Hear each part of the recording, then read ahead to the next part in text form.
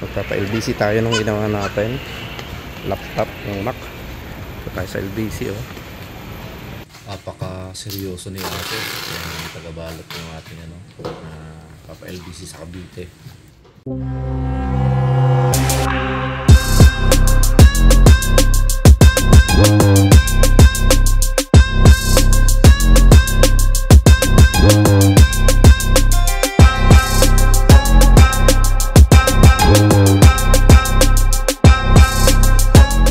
Hello to everyone. Yan, nandito na yung ating LBC delivery, yung truck. So, may nagpagawa po sa atin na taga Cavite. Pinadala lang dito sa LBC. Door to door to. So, yung laptop na to ay Mac. Ang problema niya ay hindi niya yata nagboot. Checkin natin. So, yan, nandito na. So, sa mga ganitong pong nagsisend sa inyo, dapat picturean nyo agad na dumating na sa inyo yung inyong package at isend agad po sa may-ari para wala pong aberya, and i-unboxing po agad natin. Hello po sa inyo lahat, isang mapagpalang araw po mga kapatid, mga kaibigan. Andito na po yung i-unboxing natin. Hindi natin na-unboxing kagabi kasi madilim na. So sa mga ganitong proseso, dapat picturean nyo or videohan, isend sa may-ari para makita niya na dumating na yung package at tingnan nyo kung walang damage. So unboxing muna po tayo.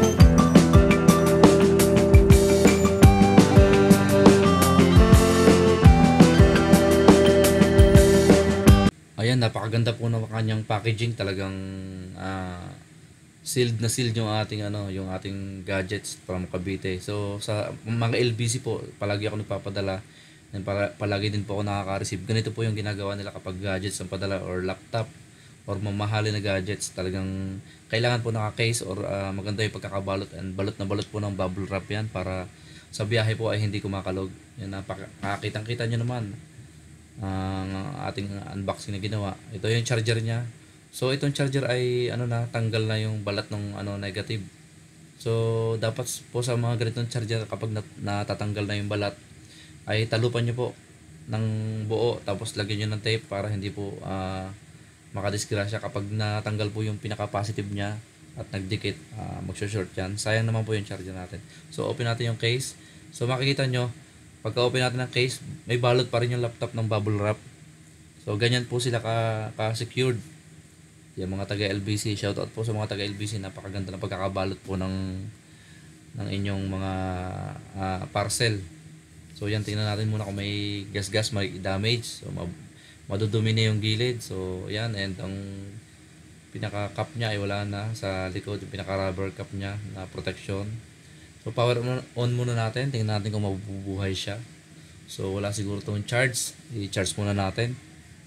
So linisan muna natin itong ating table para makagawa tayo ng maayos. So wag nyo pong itatapon yung mga ganitong bubble wrap, kasi pagdating natin sa LBC ay bibigyan tayo ng panibagong bubble wrap at babayadan natin yon. So yun ang gagawin nyo, itago nyo po yung mga pinaglagyan at yun din pong ibabalik nyo kapag nagpadala ulit kayo. So isang tips yun na maganda na tandaan nyo. Yan, nalagay natin yung charger at umiilaw na. Yan. So kapag ganito po na umiilaw na kulay light orange, parang ganyan, nagcha-charge po yan. And ang full charge niya po ay green. Green po ang niyan, kung di ako nagkakamali. Green or white yata. So hindi din tayo perfecto, minsan nakakalimutan din natin. So charge muna natin ng ilang minuto para malaman natin kung mabubuhay natin. Yan, hindi pa rin siya full charge kasi matagal din po i-full charge to, lalo luma na yung ating Mac. Mid pa to, 2016 yata, 15. And pinower on na natin. Tingnan natin kung lalabas ang logo niya. And may sinasabi siya na lumalabas sa sa screen na parang book, yung nagbi-blink. So linisan muna natin ng konti at napakadumi po ng screen. So siguro ito ay hindi na masyado ginagamit at naka-stack lang kasi nga hindi mapakinabangan at may problema. So sa mga ano po, mga MacBook user diyan, i-watch niyo po ito, or kahit hindi po kayo MacBook user, panoodin niyo po. Yun, lumabas na po yung anong yung sinasabi na nagbi-blink na parang may book, may question mark. So ang ganitong problema po ay minsan ay sa hard drive. So kalimitan madalang naman pong masira ang hard drive, pero ang problema po niyan ay minsan ay sa kanyang Mac OS. So yan, power off natin. Yan. Kapag ganun power off natin, ang unang gagawin natin, mag-umpisa na tayo. Hold natin yung power button.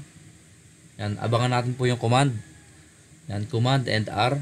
And press po na natin ang power button and sabayin natin ang command R. Press power button and command R. And hold nyo yung command R.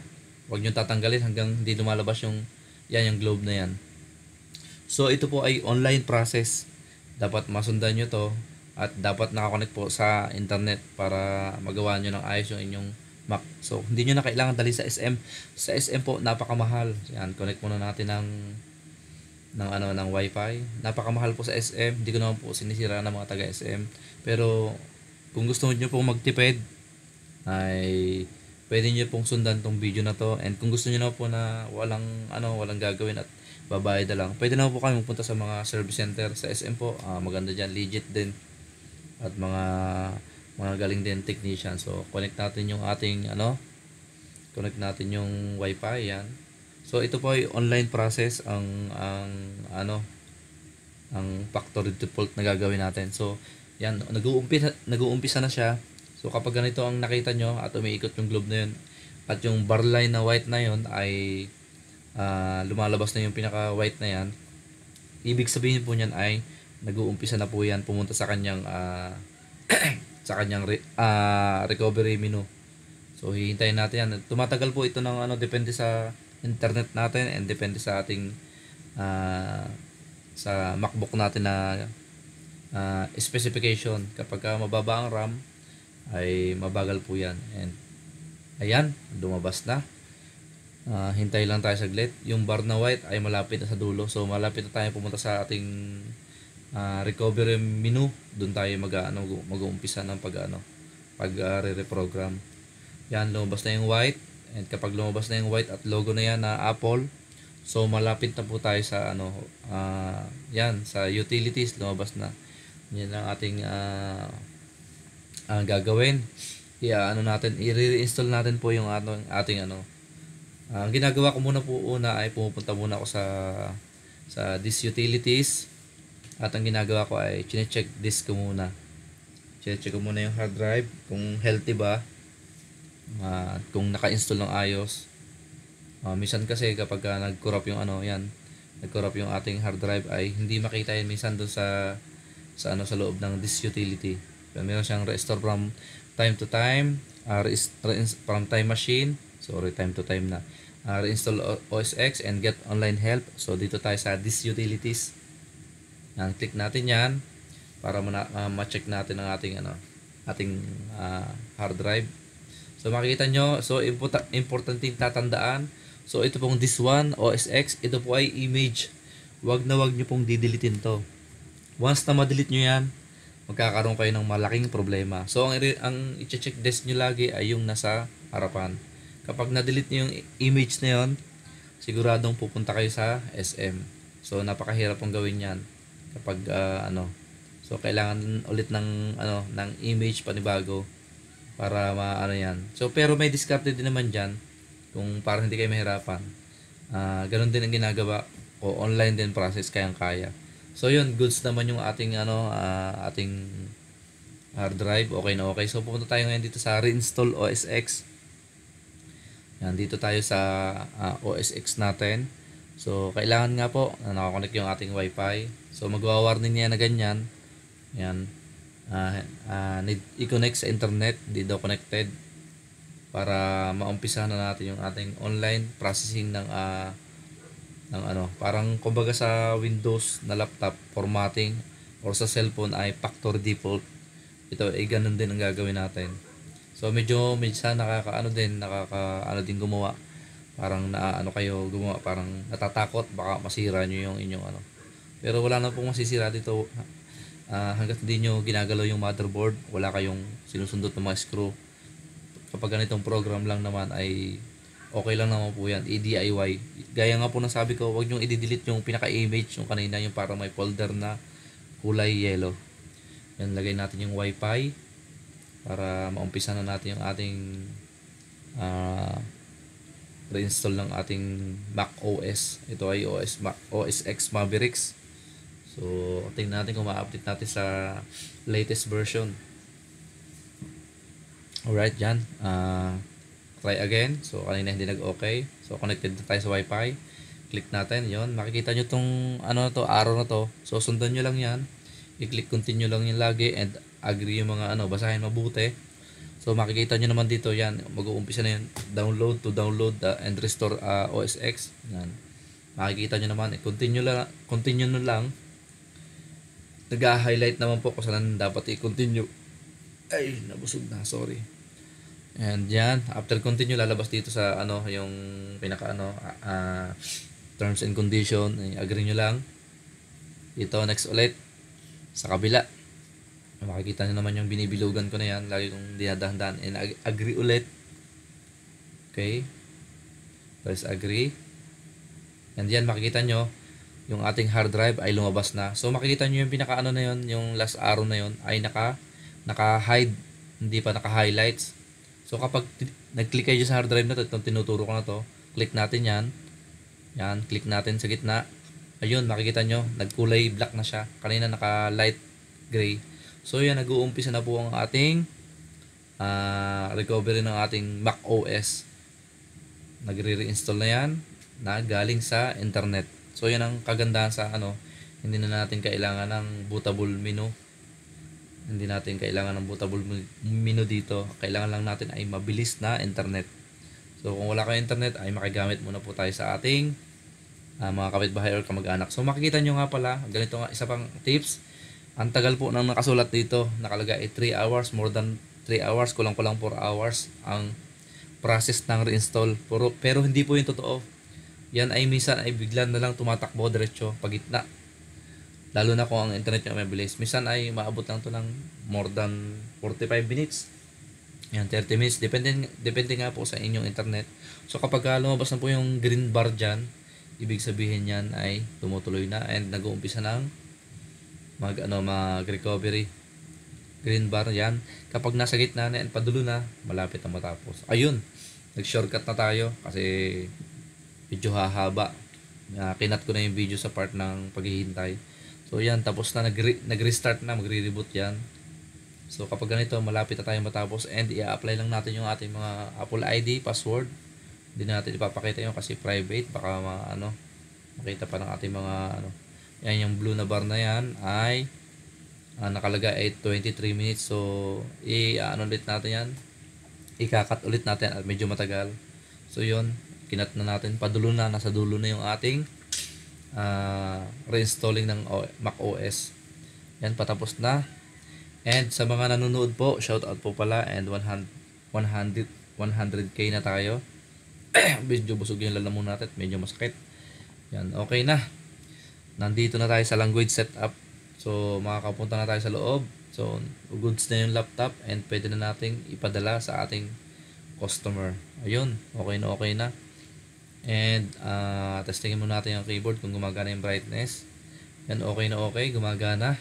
Goods lahat and pati yung ilaw ng keyboard, okay naman, gumagana. So sana nasusundan nyo yung ating ginawa na to. And shout out po pala sa lahat ng nandyan. Kuya Ice, kung nanonood ka man, shout out. And salamat po sa'yo sa tulong mo sa channel ko. 100k na tayo. Nag-apply na ako kahapon. Sana ma-approve ng mabilis para makapagpa-picture man lang sa silver button natin bago umalis ng Finland. So yung flight po namin ay malapit na. Yan, forward na natin ng konti and connect ulit natin sa wifi para makapag-set up na tayo ng maayos. And i-update po natin sa latest version ng ating Mac OS. So niligyan ko na din password at hindi ko na pinakita yung pag-fill up ng mga ating yung sa Apple ID. So yan, nandito na tayo and check natin ang latest version. So madami din ako ginagawang laptop dito sa gilid, kaya makikita niyo may mga ibang laptop dito. Ayan, updated din ang ating mga apps and bukas ipapadala na natin to sa ating customer na nagpagawa. Yan, updated na lahat yan. And pwede na natin testingin din nating browser. So Chrome yung ginagamit ng may-ari. So Chrome muna tayo magte-testing. Yan, updated na po yan and napakaganda ng ating ginawa. So madami pa tayong ginagawa sa gilid and papadala din sa sambalis naman tong kulay puti. So itong charger na to, sinasabi ko, ganito yung bibilhin nyo. Papakita natin.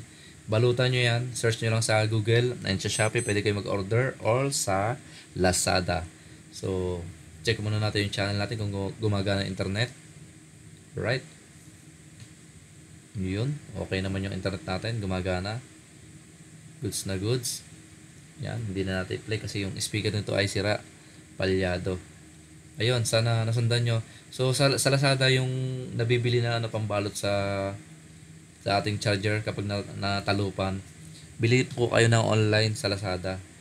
Yan ay makukuha nyo lang sa online at mabibili ng murang-mura. Pwede nyo itong talupan. And patalupan ng buo and tanggalin mga natitirang white and talupan ng maigi and balutan po ulit natin ng panibago. So ito yung sinasabi ko sa inyo.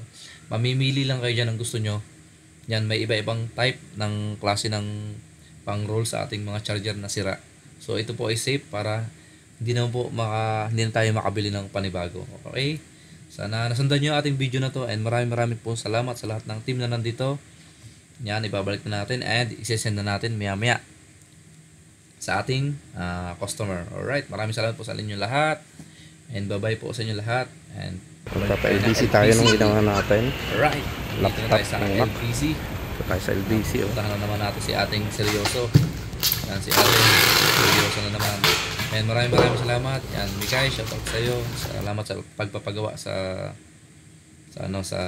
akin and salamat sa tiwala. And salamat sa inyo lahat and see you po sa next vlog. God bless you all. Bye-bye!